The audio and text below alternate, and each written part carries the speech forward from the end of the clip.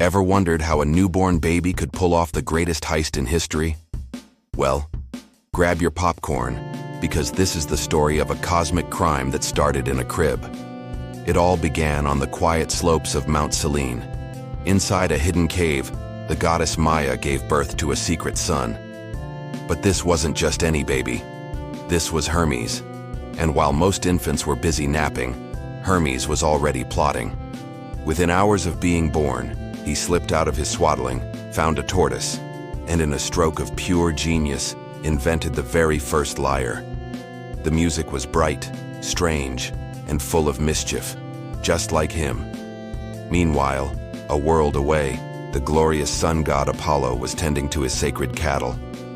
He was the god of light, order, and perfection, completely unaware that a newborn was about to turn his world upside down. From his cave, Hermes spotted the herd, his baby eyes gleaming. He'd never seen cattle before, but he knew one thing. If it belongs to someone powerful, it's worth stealing. And just like that, the god of thieves clocked in for his first day on the job. Hermes, a literal newborn, moved with a supernatural silence. He approached the herd not with brute force, but with a plan so absurd it was brilliant. He turned each cow around and walked them backward. Why? To reverse their hoof prints, creating a trail of pure confusion that would make any detective weep. He even fashioned tiny backward-facing sandals for himself out of bark. This wasn't just a crime, it was performance art. After leading the stolen herd to a hidden grove, he did something even more audacious. He built a fire and prepared a sacrifice to the 12 Olympian gods.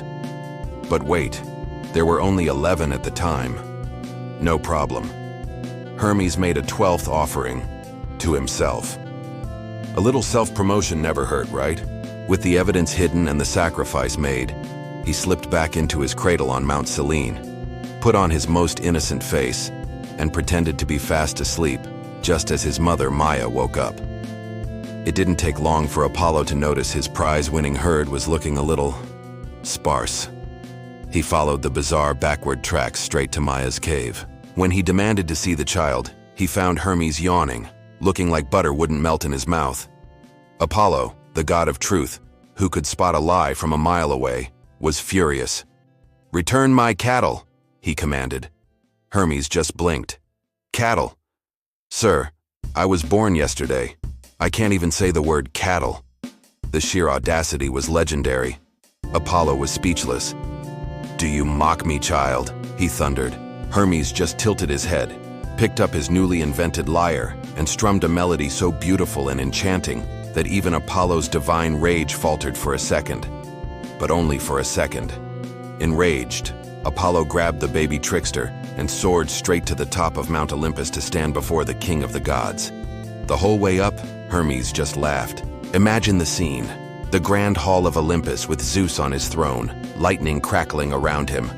Apollo storms in, drops a baby on the floor and declares, "Father, this infant is a thief."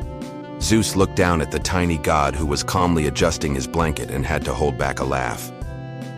"Is this true, little one?" he asked. Hermes put a hand to his heart. "Great father, I am but a helpless child. My limbs are weak, my voice is innocent, and my diapers are unflattering." The entire council of gods erupted in laughter. Apollo, still fuming, held up the lyre. "Then explain this." Hermes' eyes lit up. "Oh, that? I made it. Do you like it?" Zeus leaned in, intrigued. "Play it," he commanded. Hermes played a tune so magical it silenced all of Olympus. It told stories of mountains and mischief, a song that even humbled Apollo, the god of music himself. When it was over, Zeus spoke. "You have stolen, but you have also created. Both are forms of cleverness. Tell me, child, what do you desire?" Hermes, without missing a beat, looked the king of the gods in the eye and said, "A job." Zeus roared with laughter. "A job?" "Yes," Hermes replied coolly. "Something with travel, communication, maybe some deliveries." And so, in a twist nobody saw coming, Zeus made the little thief the official messenger of the gods. Apollo just stood there, his jaw on the marble floor. His thief had just gotten a promotion. Hermes grinned. "Does it come with dental?" To make peace, Hermes did the unthinkable. He offered his beautiful, one-of-a-kind lyre to Apollo as a gift. Apollo, the master of music, was floored. He looked at the baby and saw not just a thief, but a genius. "You are dangerous," he admitted, "but gifted." Hermes just shrugged. Both can be true. Zeus declared them brothers in spirit, and so began one of the most unlikely friendships in Greek mythology. The god of order and the god of chaos, bound by a shared respect for art and wit. From that day on, Hermes became the blur between worlds.